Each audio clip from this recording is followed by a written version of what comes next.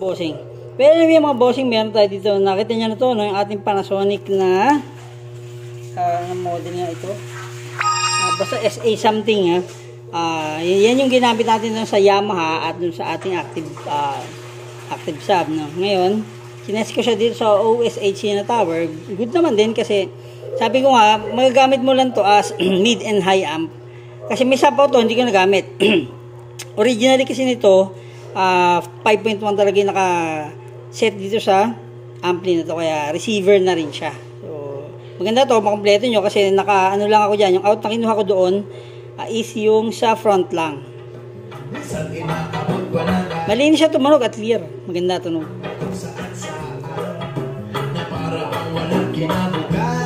50 ang max niya. Diyan nagsiseryoso ang usapan at nagpapayuhan na tunay at dapat na kaibigan. So, kung talagang ingay lang or dagdagyan ng surround, pwede itong surround amplifier. Talagang malakas siya.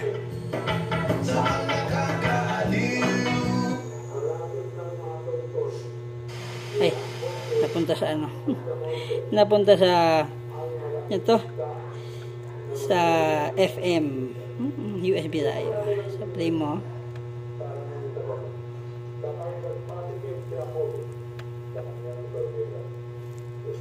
So, napakadali naman niya. May memory pa siya kung saan mula spinlay. Ito nga pala mga bossing. Meron siyang iPad dock. Yan. Kung may iPad kayo, pwede dyan.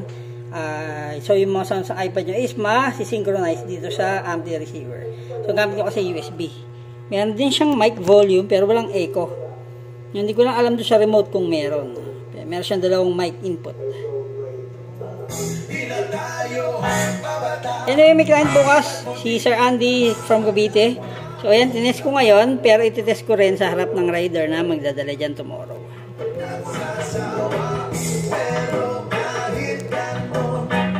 Okay mga boss, ano pang gagawin natin? Let's explore, let's rock and roll.